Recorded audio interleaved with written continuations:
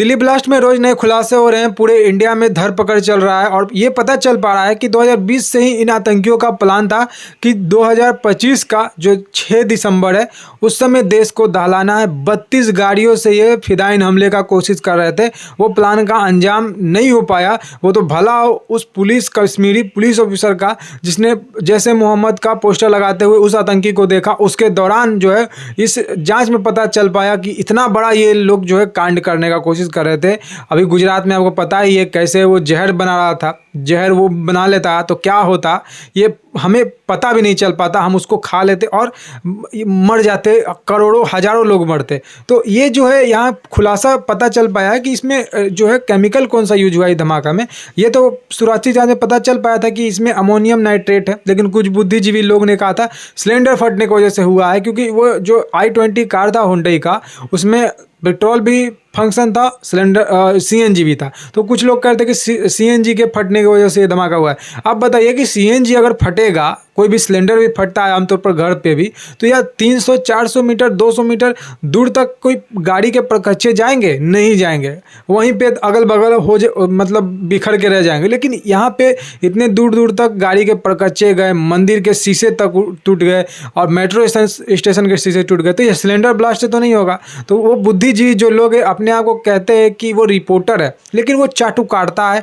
पाकिस्तान का चाटुकारिता करे या फिर कुछ पॉलिटिकल पार्टी जो है उसका चाटुकारिता करे, ये लोग उसी के लिए बने हैं। ये लोग रिपोर्टर नहीं है।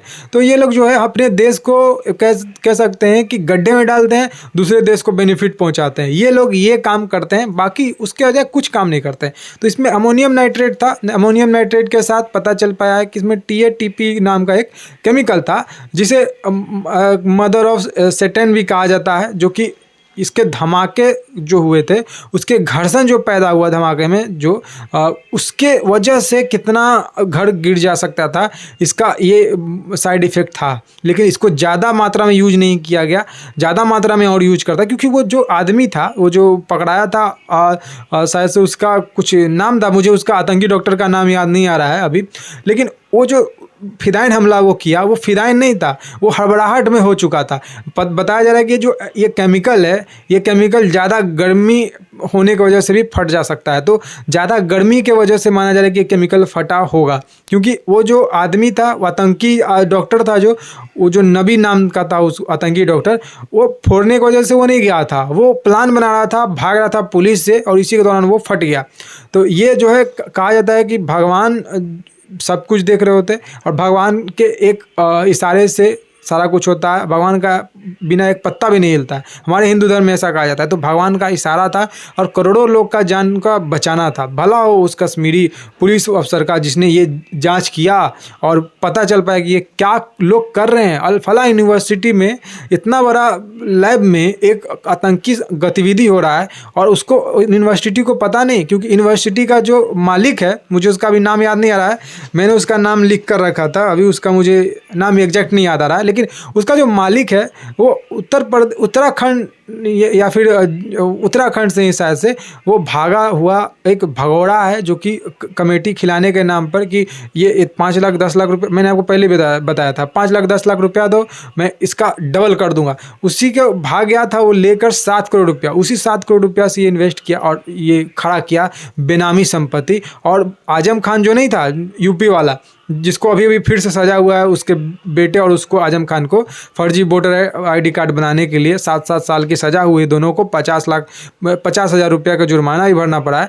तो आजम खान जो बना रहा था यूनिवर्सिटी अपना, वो जो इनलीगल तरीक़ा से किसानों को ज़बरदस्ती ज़मीन हड़प के, वैसा ही कुछ ये जो है अल-फलाह यूनिवर्सिटी का मालिक किया हुआ है। और वहाँ पे हुड्डा का जो है CM था, हरियाणा का हुड्डा, कांग्रेस सरकार में, उसी के दौरान इस यूनिवर्सिटी को बनाया गया। बताया जा रहा है यूनिवर्सिटी भी गिरने वाला है, टाइम आने दीजिए, बहुत बड़ा डेवलपमेंट आपको देखने को मिलेगा।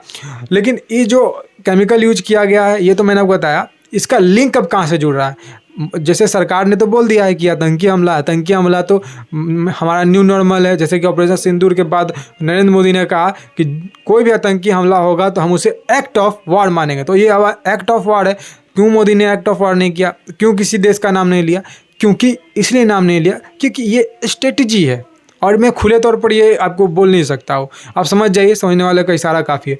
तो अभी पता चल पा रहा है कि अब जो है लिंक बताया जा रहा है, बांग्लादेश से इसका लिंक लग रहा है। बांग्लादेश में ये जो है ISI के आतंकवादी, आपने देखा होगा पिछले 2-3 महीने से क्या गतिविधि कर रहे हैं, मीटिंग कर रहे हैं, उसका जो है जनरल आता है, उसका युद्ध पोत आता है। तो ये जो लोग हैं प्लान बना रहे थे, और जो है मुनीर, फील्ड मार्शल मुनीर ने भी कहा था कि हम इंडिया के नॉर्थ से पूरब से हमला करेंगे। तो पूरब में ये जो है बांग्लादेश है, तो बांग्लादेश से वो हमला करने का इशारा कर रहा था। तो यहाँ से उसने हम इस जो प्लान बनाया था वो सक्सेसफुल हो जाता, लेकिन हमारे एजेंसी ने इसको जो है डिटेक्ट किया और इसको नाकाम कर दिया। तो हमारे जो इंटेलिजेंट एजेंसी है जो इस पर सवाल उठाते हैं वो साले मूर्ख हैं, वो साले देशद्रोही है, क्योंकि जो है टेररिस्ट को 1% चाहिए उसको सक्सेसफुल होने में। हमारा जो एजेंसी है उसको 99% में से 100% में से जो है 99% वो सक्सेसफुल होती है।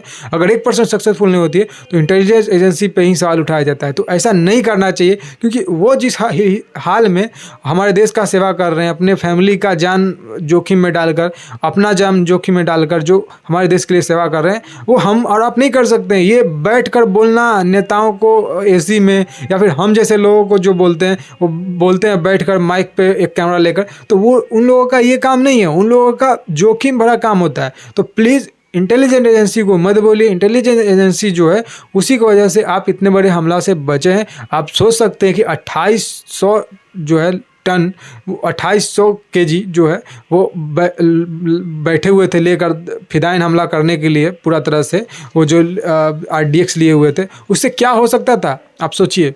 तो ये मत बोलिए कि इंटेलिजेंस एजेंसी फेलियर है, फेलियर नहीं है। उसने जो राइसिन जहर बना रहा था वो गुजरात में, उसको पकड़ा, अगर वो खा लेता तो कितना आदमी मरता। मंदिर के प्रसाद में मिलाने का तैयारी था और पानी में मिलाने का तैयार था, टंकी के पानी में। तो ये देखिए आप किस लेवल का इनका मानसिकता चला गया है।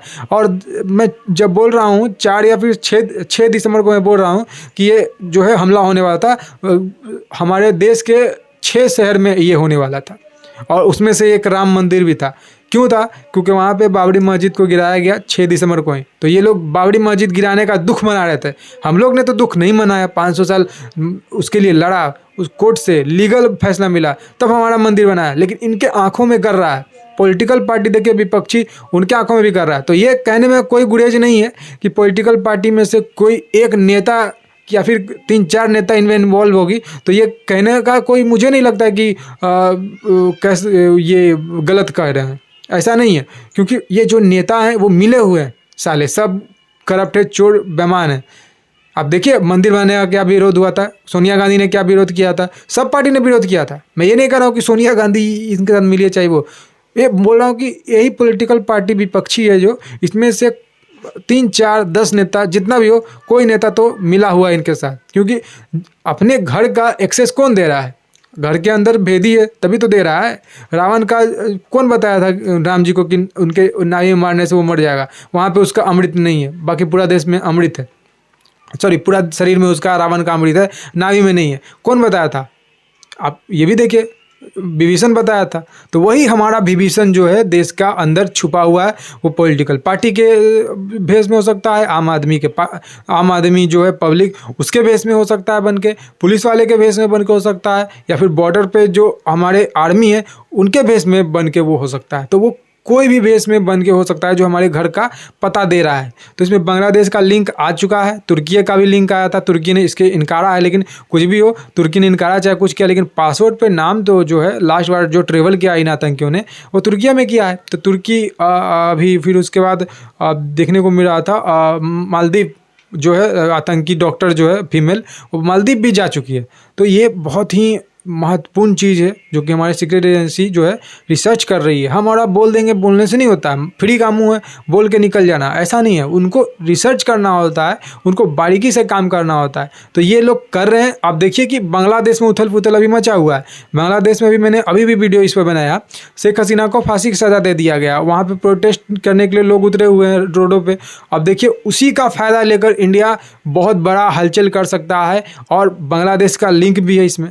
तो बहुत बड़ा डेवलपमेंट आपको होने के दिखेगा। ऐसा नहीं है कि ऑपरेशन सिंदूर नहीं होगा, ये होगा, बदला लिया जाएगा, लेकिन कब लिया जाएगा ये बहुत ही महत्वपूर्ण चीज़ है। हमारा कोई मिसाइल बिना चले ही हम कोई काम अच्छा कर दें तो क्या दिक्कत है, हमारा पैसा भी ना खर्चा हो, काम भी हो जाए। 1971 में जैसे हुआ था तो वैसा ही कुछ आपको होते हुए दिखेगा, क्योंकि अजीत डोभाल लगातार लगे हुए हैं हमारे जो है बॉर्डर पे, जो है नॉर्थ ईस्ट बॉर्डर पे, वो लगातार जा रहे हैं। बांग्लादेश के बॉर्डर पर भी जा रहे हैं, हमारे जो बांग्लादेश से बॉर्डर लगते हैं वहाँ कलकत्ता में भी वो जा चुके हैं। तो पैनी नज़र रखे हुए हैं अजीत डोभाल। अजीत डोभाल आप सोचिए कि वो इंडिया का जेम्स बॉन्ड उसको कहा जाता है, तो ऐसे ही नहीं कहा जाता है। आप सब्र रखिए, देखने को आपको बहुत बड़ा डेवलपमेंट मिलेगा। लेकिन हमारे देश में जो गंदगी है उसको भी तो साफ़ करना जरूरी है, तो वो साफ़ हो रहा है। अब देखिए बहुत ज़्यादा अभी गिरफ्तारी हो रही है। 200 ऐसे लोग कॉलेज से भागे हुए अल्फला यूनिवर्सिटी से, जिनको धरपकड़ किया जा रहा है, जो कि यूपी में भी कितने सारे लोग हैं जिसको पाया जा रहा है। आप देखिए आने वाले समय में क्या कुछ होता है। पॉलिटिक पार्टी से कोई नेता मिल जाए तो इसमें बहुत हैरानी वाली बात नहीं होगी। पॉलिटिकल पार्टी से भी कोई नेता मिलने वाली है। और अल्फला यूनिवर्सिटी को तो बैन किया ही गया है, लेकिन वहाँ उस यूनिवर्सिटी को गिराया भी जाएगा, तो इसमें अचंभों वाली बात नहीं होगी। बहुत जल्द ये कार्रवाई होने वाली है, आप देखिएगा, बारीकी से देखते जाइए क्या होता है। लेकिन अभी तुर्की में क्या हुआ, तुर्की को तो हमने बोल दिया कि वहाँ से आतंकी हुआ, लेकिन तुर्की में क्या हुआ आप देखिए। तुर्की में जो है हमारा जो आता है चिनूक हेलीकॉप्टर, जो है हमने अमेरिका से मंगवाया था, जो कि ऑर्डर दिया था 6 का 3 आ गया था 2023 या 24 में आया था, 3 आ चुका था। लेकिन 3 और नहीं आया था, 3 आने वाला था। तो 3 डायरेक्ट आने वाला था। मतलब कोई भी चीज़ आता है तो जाहिर सी बात है वो थोड़ा रेस्ट करेगा, उसके बाद ही आगे जाएगा। फ्यूल उसको लेना पड़ेगा, उसको मतलब पूरा तरह से जांच भी होता है। रास्ता में आने के बाद कोई एयरपोर्ट पे उतरता है तो एकदम से डायरेक्ट वो यूएस से इंडिया तो लैंड नहीं करेगा, तो बीच में कहीं भी तो रुकेगा। तो वहाँ पे उसको तुर्की में रुकना था, तुर्की में रुका। वहाँ पे हमारा जो है हेलीकॉप्टर जो है वो रुका वहाँ पे। तो वहाँ पे एक्सेस नहीं दिया गया, बोला गया कि इस रूट से नहीं जाएगा। बोला तुर्की के जो है अर्दोगान ने, ये वहाँ का वो राष्ट्रपति है शायद से, हरामी, उसने बोला कि यहाँ से ये इस रूट से नहीं जाएगा, कहीं और से ले जाने के लिए। तो अब देखिए इस कदर तक वो फ्रस्ट्रेट हो चुका है, क्योंकि हमने उसके दुश्मन देश को मिसाइल दिया है। और दे भी क्यों ना, तुम पाकिस्तान का मदद करोगे तो हम भी तो तुम्हारे दुश्मन देश का मदद करेंगे। अब देखिए हमारे देश में भी कुछ तुर्कियों को लेकर कुछ होने वाला है, हमारी सेना करने वाली है। अरबियन सी में या फिर आप देखिए हिंद महासागर में एक्सेस उसको नहीं दिया जाएगा तुर्कियों को भी ऐसे रोका जाएगा, क्योंकि शुरुआत तुर्की ने किया है, ख़त्म इंडिया के नेवी करेंगे। आप देखिएगा आने वाले समय क्या होता है। तुर्की, पाकिस्तान और बांग्लादेश, ये सभी में से कोई भी नहीं बचने वाले हैं, सभी पे कार्रवाई होने वाला है। लेकिन समय लगेगा, कोई भी चीज़ को करने में समय लगता है, स्ट्रेटेजिक चीज़ों में प्लान करने में समय लगता है, इसलिए समय लगेगा। लेकिन आप देखिएगा आने वाले समय बहुत महत्वपूर्ण डेवलपमेंट होने वाला है। और मैं लास्ट भी ये बात कह देता हूँ कि प्लीज़ हमारे इंटेलिजेंट एजेंसी पे इल्ज़ाम नहीं मत लगाइए, क्योंकि उन्होंने जितना काम किया है हम और आप नहीं कर सकते हैं। और जो बुद्धिजीवी जो लोग बोल रहे हैं उनको एक दिन ये काम करने के लिए मिल जाए, एक दिन बोल दिया जाए कि आप ये काम करिए, वो एक दिन तो छोड़िए 10 मिनट 5 मिनट उस काम को नहीं कर सकते हैं। तो वो जो बोल रहे हैं वो उनका बोलना मुंह है, फ्री का मुंह है, वो बोल देते हैं कुछ भी, जिसको करना है वो जान रहा है। तो इसीलिए इंटेलिजेंट एजेंसी पे कोई भी एलिगेशन नहीं, क्योंकि वो हमारे देश में एक अच्छा काम कर रहे हैं, हमारे देश के लिए काम कर रहे हैं, हमारे लिए काम कर रहे हैं, तब और हम और आप शांति से सो पा रहे हैं। तो इसलिए इंटेलिजेंट एजेंसी पे कोई भी अभद्र टिप्पणी हमारी देश की जो जनता है वो बर्दाश्त नहीं करेगी। कुछ पॉलिटिकल पार्टी जो हैं बोलते हैं, कुछ जो है कह सकते हैं पॉलिटिक एनालिसिस जिनको कहा जाता है, रिपोर्टर कहा जाता है, बुद्धिजीवी लोग, वो कहते हैं, जो कि 2 कौड़ी का जिसका हैसियत नहीं है तलवार चाटती है, वो लोग आवाज़ उठाते हैं। तो उनके लिए भी ये संदेश है। फिलहाल आप बताइएगा आप इस बारे में क्या सोचते हैं। आज के इस वीडियो में इतना ही। जय हिंद, वंदे मातरम, जय श्री राम।